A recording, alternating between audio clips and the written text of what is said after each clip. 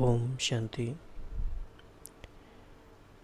तो आज हम 23 जनवरी 1969 की अव्यक्त मुरली की कुछ मुख्य बातों पर विचार करेंगे। इस मुरली का टाइटल है अस्थियां हैं स्थिति की स्मृति दिलाने वाली। तो सबसे पहला पॉइंट है अव्यक्त मुलाकात। तो जैसा कि आपको पता ही है कि 18 जनवरी को बाबा अव्यक्त हुए और अभी सिर्फ 4-5 दिन ही हुए हैं। तो शिव बाबा बच्चों को कुछ नई विधियां नई बातें बता रहे हैं। तो अव्यक्त मुलाकात एक इम्पॉर्टेंट टर्म है। तो बाबा ने कहा कि अभी तक तो व्यक्त में अव्यक्त से मिलते रहे, लेकिन अब तो अव्यक्त ही है। और जब से लेके लगभग 50 साल के करीब होने के बाद भी अव्यक्त मुलाकात का सिलसिला है वो जारी है। अब जो बाबा से मिलन करते हैं बच्चे, वो अव्यक्त रूप में अव्यक्त मुलाकात ही करते हैं। तो जिन भाई बहनों ने बहुत लंबे समय तक ये अभ्यास किया है, उनके लिए अभी भी ये अव्यक्त मुलाकात सहज है।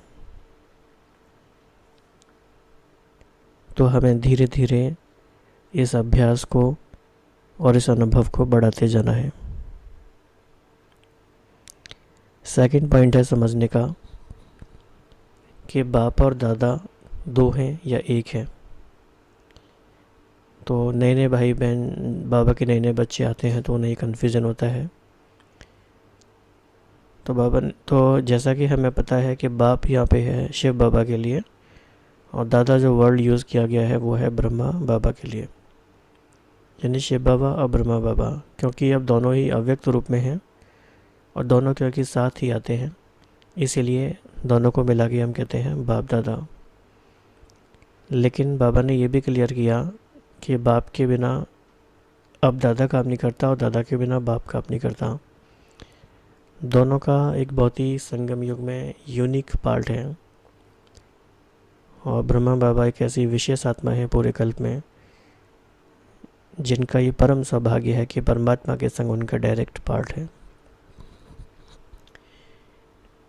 तो ये एक बहुत प्यारा टर्म है बाप दादा। तो 69 के बाद कितने सालों तक, 50 साल तक हम बाप दादा का प्यार पाते रहे, अभी भी पा रहे हैं। एक और जो बाबा हमें बार बार याद दिलाते हैं वो है ड्रामा का पॉइंट। तो जैसा कि उस दिन भी बच्चों ने पूछा, बाबा ने क्लियर भी किया कि बच्चों की शिकायत है कि छुट्टी लेकर क्यों नहीं गए। तो बाबा कहते हैं कि अगर छुट्टी लेके जाते तो क्या आप छुट्टी देते? नहीं देते। तो ये ड्रामा की भावी है, ड्रामा कल्याणकारी है। तो ड्रामा में जो है नूद वो हो रहा है। तो ड्रामा का पॉइंट हमें आचार अडोल बनाने के लिए बहुत ही इम्पॉर्टेंट पॉइंट है। फिर बाबा ने कहा कि प्रेम स्वरूप तो रहे, स्नेह स्वरूप अभी तक रहे, लेकिन अभी आवश्यकता है शक्ति स्वरूप बनने की। तो बाबा का क्लियर फोकस है कि ब्रह्मा बाबा के अव्यक्त होने के 4-5 दिन के भीतर ही शिव बाबा ने ये एम्फेसिस किया कि शक्ति स्वरूप में रहना है, शक्ति स्वरूप बनना है। फिर बाबा ने याद दिलाया कि जैसे आप अस्थियों को उठा रहे थे, तो स्मृति में रहे कि अस्थियां स्थिति का स्वरूप है। तो ये भी हम अव्यक्त मुरलियों की एक विशेषता देखते हैं कि बाबा हमारी जो कॉमन बोलचाल वाले शब्द हैं उनके गहरे और स्पिरिचुअल मीनिंग हमें बताते हैं। तो हम सब भाई बहनों को ये लक्ष्य रखना है कि हम एक नई भाषा सीखने वाले हैं मुरली के थ्रू। मुरली से हमें सब कुछ मिलता है और मुरली से हमें एक नई लैंग्वेज बोलने का नया तरीका, अपने चारों ओर चीज़ों को देखने का एक नया तरीका मिलता है। तो अस्थियां हैं स्थिति की याद दिलाने वाली। इसके बाद कुछ और इम्पोर्टेंट पॉइंट्स देख लेते हैं।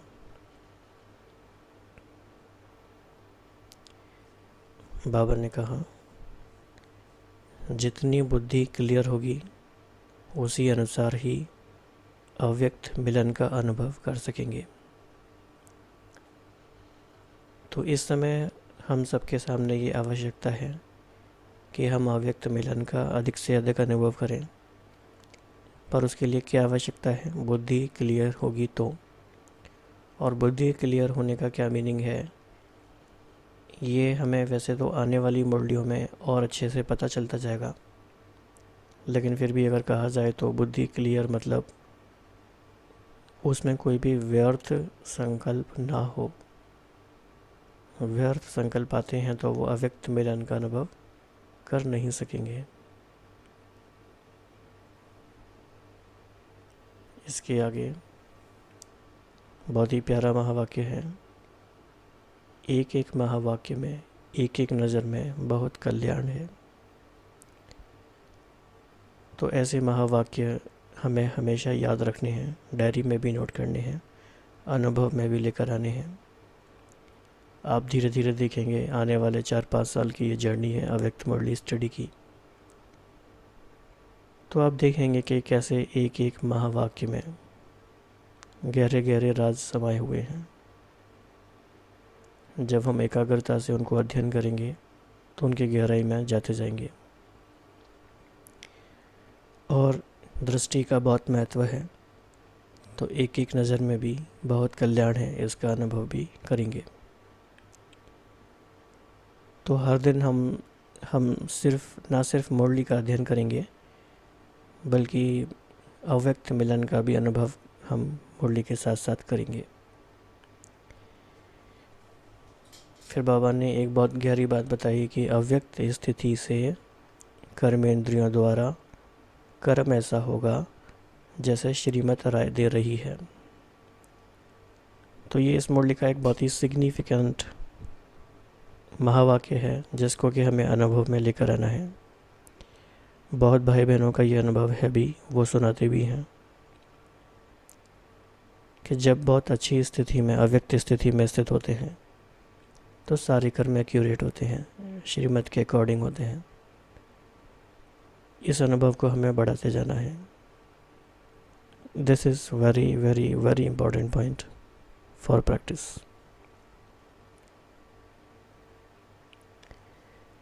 और बाबा ने कहा कि जिसका बाप के साथ स्नेह है वही अंत तक स्थापना के कार्य में मददगार रहेंगे।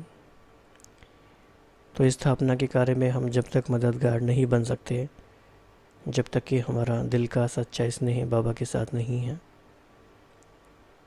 जब बाबा के संग सच्चा स्नेह है तो उनका कार्य सो हमारा कार्य। तो स्थापना के कार्य को हम अपना कार्य समझ करके मददगार बनते हैं। तो हम सब ने देखा 23 जनवरी 1969 के कुछ महावाक्य।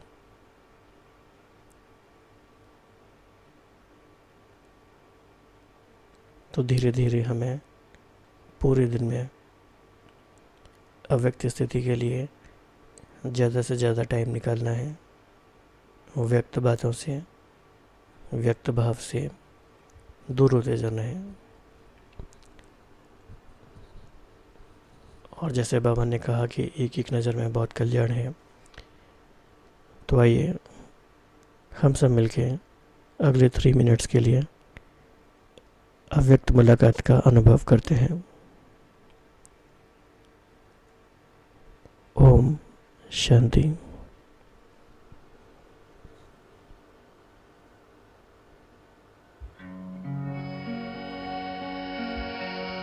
एक बाबा मिले मधुबन में, शिव बाबा मिले उनके तन में। एक बाबा मिले मधुबन में, शिव बाबा मिले उनके तन में। एक बाबा